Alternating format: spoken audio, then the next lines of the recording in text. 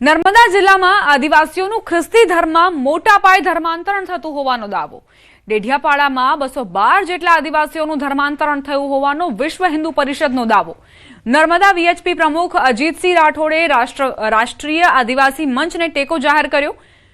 નર્મદા જિલ્લાના ડેઢિયાપાડા, સાગબારાના ચિકદા ગામમાં ખૂબ મોટા પાયે ધર્માંતરણ થઈ રહ્યું હોવાનો દાવો કરાયો છે. વીએચપીએ આગામી સમયમાં આ મામલે ઉગ્ર આંદોલનની ચીમકી ઉચ્ચારી છે. આદિવાસી લોકોને ક્રિશ્ચિયન લોકો લાલચો આપીને, ખોટી લાલચો આપીને એમને ધર્માંતરણ કરાવે છે. ખોટા બધા એમના ભગવાનના બધા એ બતાવે છે, જે આપણા ભગવાનને ખોટો પાડે છે ને એ રીતે બનાવે છે. તંત્ર કંઈ જાગે, આજનું તંત્ર કંઈક જાગે એ અમે કહીએ છીએ. અંબાજી વિસ્તારમાં વન વિભાગની કામગીરી પર લોકો શંકા ઉઠાવી રહ્યા છે, કારણ કે એક તરફ 40 વર્ષથી રહેતા એક આદિવાસી મહિલાનું મકાન અભયારણ્યની જમીન હોવાનું કહીને તોડી પાડવામાં આવે છે, તો બીજી તરફ વન વિભાગની જમીનમાં આલીશાન વનરાજી રિસોર્ટ બનાવવામાં આવ્યો છે. જોકે આ મામલે આરટીઆઈને અનેક રજૂઆતો છતાં કોઈ પરિણામ નથી આવ્યું. આ આખું રિસોર્ટ જંગલમાં છે. રસ્તો પણ વન વિભાગમાં આવતો હોવાથી પાકો બન્યો નથી, પણ સામે રિસોર્ટ તો તૈયાર છે. આ મામલે સવાલો કરાતા કઈ જવાબો નથી મળી રહ્યા. જોકે આ પ્રકરણમાં વન વિભાગ અને રિસોર્ટ માલિકો વચ્ચેની મિલીભગતની ગંધ જરૂર આવી રહી છે.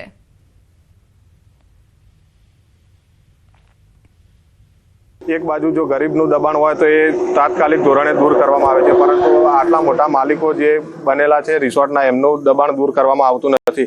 આપણે જોઈ શકીએ છીએ અહીંથી કે જે રસ્તો રિસોર્ટમાં જવા માટેનો છે, જે અભયારણ્ય લાગતું હોવાથી કે તે એની પરમિશન આરએફઓ સાહેબે કીધું છે કે ભાઈ અમે રસ્તાની પરમિશન કોઈ આપેલી નથી, તો એ રસ્તો બી અહીંયા અત્યારે બી ચાલુ છે અને ગાડીઓ આવવા જવાનું બધું ચાલુ છે, તો એ રસ્તો બી કેમ બંધ કરાવતા નથી.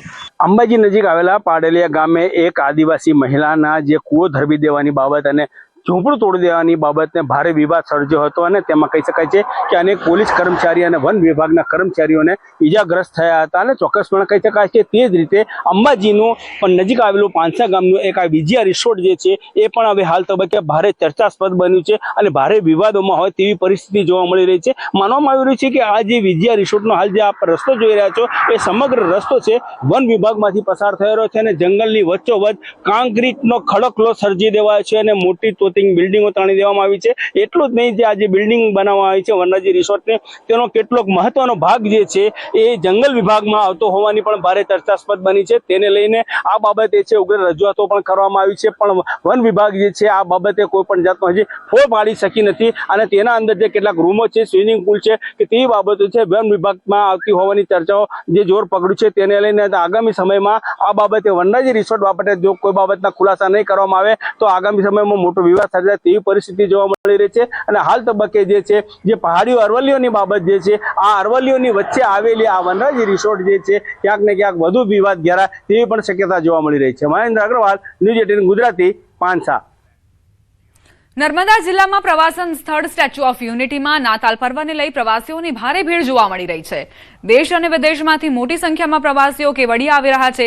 નાતાલ અને આવનારી 31 ડિસેમ્બરની ઉજવણી માટે હોટેલ્સ અને ટેન્ટ સિટી દ્વારા ખાસ આયોજન કરાયું છે.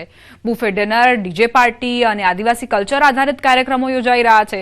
હોટેલ્સમાં બુકિંગ ફૂલ થઈ રહ્યા છે. પ્રવાસીઓ સ્ટેચ્યુ વિસ્તારની સ્વચ્છતા અને વ્યવસ્થાથી પ્રભાવિત છે. નાતાલ વેકેશન દરમિયાન સ્ટેચ્યુ ઓફ યુનિટી ખાતે રેકોર્ડ બ્રેક પ્રવાસીઓ નોંધાયા છે. स्टैचू ऑफ यूनिटी तक भी बस है, उसके बाद यहाँ से आप बग्गी के थ्रू भी जा सकते हैं. मतलब बड़े लोगों के लिए भी कोई दिक्कत नहीं आए, ऐसी व्यवस्था रखी है. तो ये सब चीजें बहुत अच्छी है. प्लस वेदर इतना अच्छा हो रखा है, अभी क्रिसमस का टाइम है. मतलब वेकेशन के लिए बेस्ट प्लेस है, बड़े बच्चे सभी के लिए. यहाँ का कल्चर बहुत अच्छा है. यहाँ के जितने भी लोग हैं, स्टाफ से लेके राइट फ्रॉम छोटे छोटे गार्ड से लेके हर एक बंदा बहुत हेल्पफुल है. यहाँ पे आपको गाइड करने के लिए लोग हैं. अगर एल्डरलीज आ रहे हैं तो उनके लिए व्हील चेयर है. लिफ्ट बहुत अच्छा है. नॉर्मली भी आप जाते हो तो आप कोई भी डेस्टिनेशन पे जाते हो, इतना रश रहता है. यहाँ पे रश को मैनेज करने के लिए बहुत अच्छा सिस्टम है. દર વર્ષની જેમ આ વખતે પણ ક્રિસમસ અને નાતાલ ઉપર અમારે ત્યાં બહુ બુકિંગો અને ઇન્ક્વાયરી આવી રહી છે.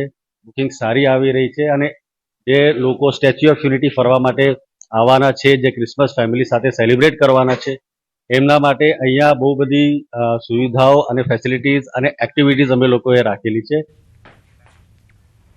વડોદરાના ભાયલી ગામના તળાવના ચિત્ર જોઈને તમને જરૂરથી લાગશે કે વડોદરા મનપા કહે છે શું અને કરે છે શું. શહેરના અત્યંત પોશ ગણાતા ભાયલી વિસ્તારના તળાવને રળિયામણું બનાવવા માટે પાલિકા દ્વારા કરોડો રૂપિયાના ખર્ચે બ્યુટિફિકેશનની કામગીરી ચાલી રહી છે. પરંતુ સિક્કાની બીજી બાજુ વાસ્તવિકતા કંઈક અલગ જ જોવા મળી રહી છે. કારણ કે તળાવની સામે જ ગટરનું દુર્ગંધ મારતું પાણી ખુલ્લેઆમ ઠાલવવામાં આવી રહ્યું છે. વરસાદી પાણીના નિકાલ માટે વરસાદી કાંસ નાખવામાં આવી હતી, પરંતુ પાલિકા